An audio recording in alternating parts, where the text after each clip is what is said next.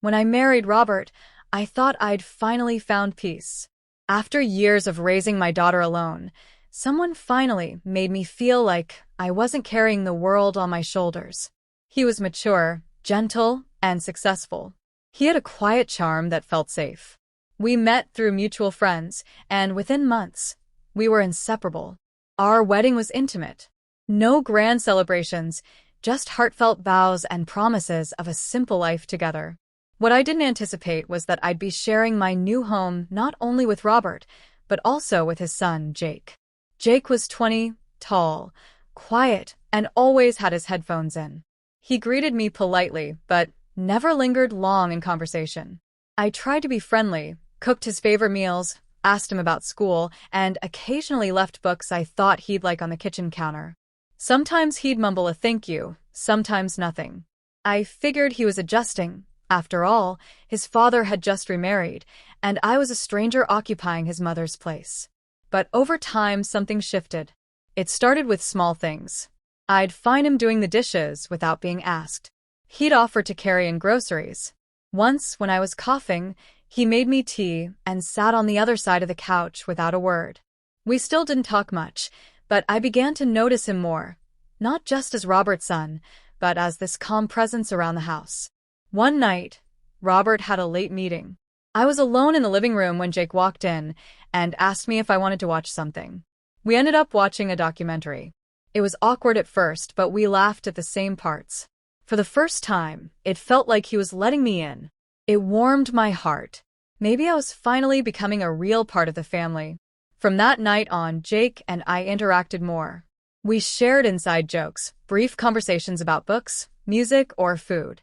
Nothing out of the ordinary, but the connection was undeniable. It wasn't romantic, it couldn't be. I saw him as my stepson. But deep down, I couldn't ignore how seen I felt in his presence. Robert, on the other hand, seemed to be drifting. Always on calls, always tired, always distracted. I began to feel lonely, and oddly enough, Jake's presence filled that gap. I convinced myself it was harmless. One evening, I caught Jake looking at me for a moment too long. There was nothing inappropriate in his gaze, but it unsettled me. I told myself it was nothing, that I was overthinking. Still, that night, I couldn't sleep. I lay awake, staring at the ceiling, trying to ignore the flutter in my stomach that I didn't want to name. I told myself that this was just part of blending a new family. I told myself it would pass. I didn't know then that something had already begun, a quiet, emotional shift I wouldn't be able to reverse. I started noticing things I hadn't before. Jake's presence became more frequent, more intentional. He waited for me to get home from work, offered to help with dinner, lingered a little longer after conversations. Robert remained as distant as ever. His work consumed him, and whatever attention I used to get had completely vanished. We barely shared meals, and when we did, it was filled with silence or rushed conversations about bills and deadlines. I missed being looked at, being heard. Somehow, Jake filled that void without trying too hard. One afternoon, I came home exhausted. Jake handed me a cup of coffee, without asking. He sat across from me and said, "You don't look okay." It caught me off guard. Robert hadn't asked me that in months. I tried to laugh it off, but Jake stayed quiet, waiting for a real answer. I opened up more than I should have. Told him how I felt invisible. He didn't say much, just listened. And in that silence, I felt more comfort than I had in weeks. From then on, conversations between us grew deeper. He wasn't a boy in those moments. He spoke with maturity, empathy, and surprising insight. I kept drawing lines in my head. This is wrong. He's your stepson. But emotionally, those lines began to blur. I never planned for it. I never wanted to feel anything outside my marriage. But I also couldn't deny how drawn I was to being noticed, valued. Every smile from Jake felt like a quiet rescue. Every word, a reminder that I wasn't invisible. Late one night, Robert was out of town again. Jake and I ended up talking in the kitchen, lights dimmed, voices low. He asked me if I was happy. I didn't answer right away. He waited. I finally said, "I don't know." That truth hung in the air longer than it should have. Then he looked me in the eye and said, "You deserve to be." I felt my chest tighten. It wasn't flirtation. It wasn't a game. It was raw and honest. I stood to leave, needing space to breathe, but before I could, he added, "I think about you more than I should." I froze. My pulse raced.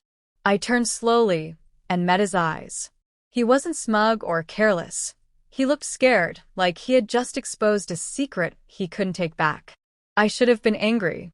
I should have said something sharp. But I didn't. I just stood there, my heart pounding louder than my thoughts. I finally whispered, "Don't." It was the only word I could manage. He nodded, took a step back, and walked away.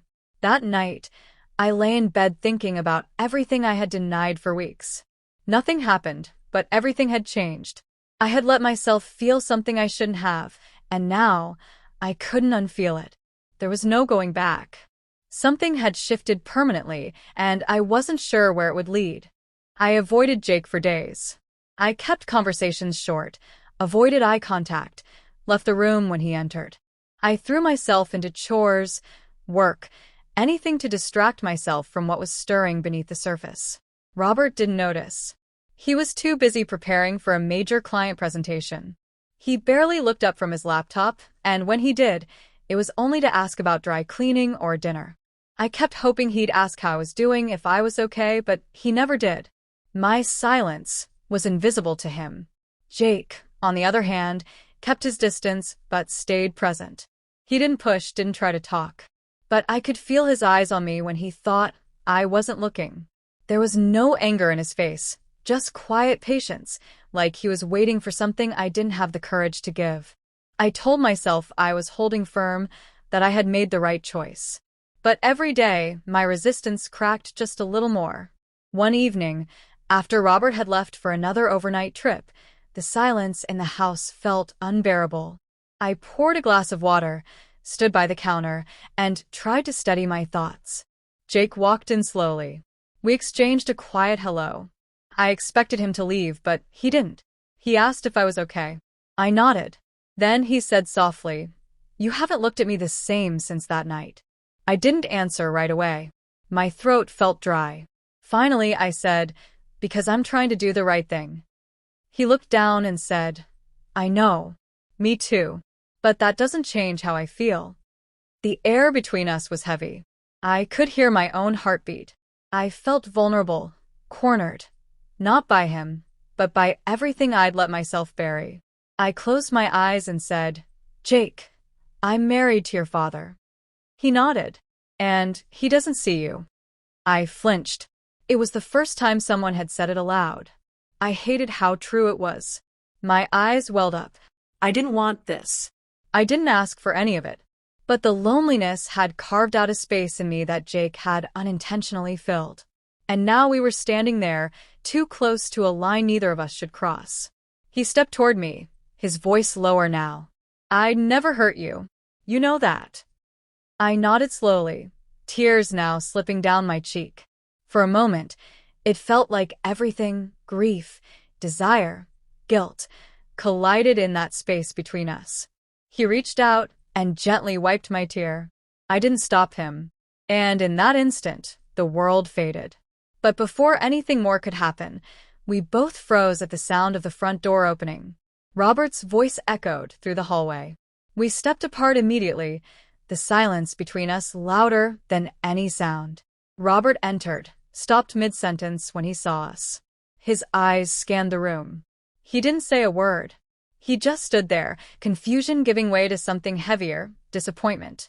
He looked at me, then at Jake, and without saying anything, he turned and walked out. I stood frozen, my chest tightening with shame.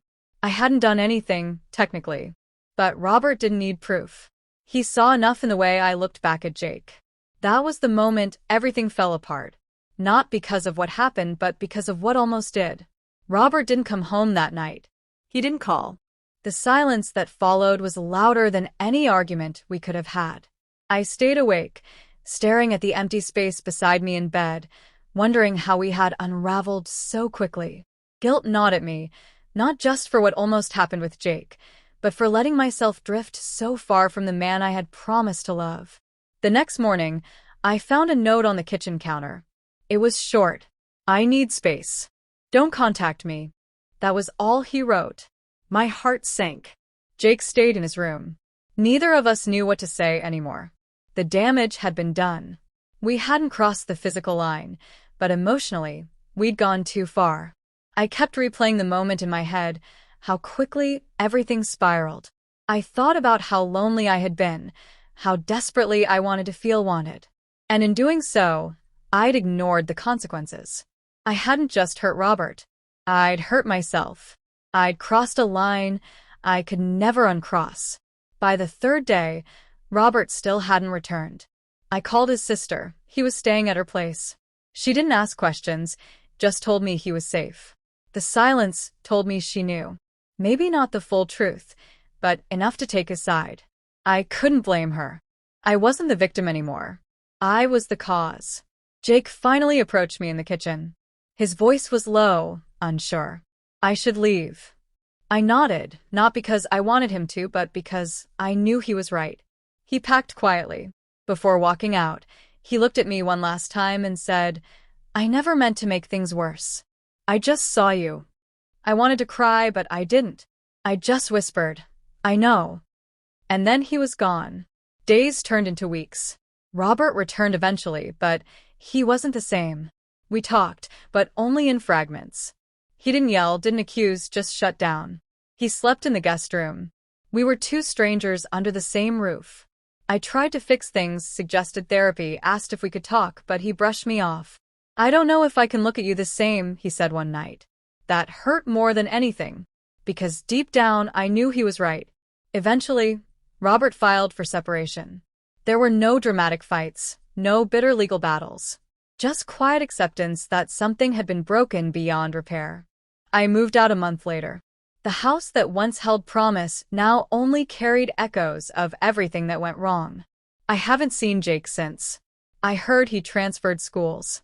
I sometimes wonder if he regrets it all, or if he thinks of me the way I still, against my better judgment, think of him. Not with longing, but with a kind of sorrowful clarity. He came into my life at a time when I was most vulnerable, and for a brief moment, he made me feel alive again. But that feeling came with a cost I wasn't prepared to pay. This isn't a love story. It's a story of missteps, blurred lines, and the quiet destruction that comes when you stop being seen in your own marriage. I've learned that loneliness can be just as dangerous as desire, and sometimes the worst betrayal isn't physical. It's emotional, and it changes everything.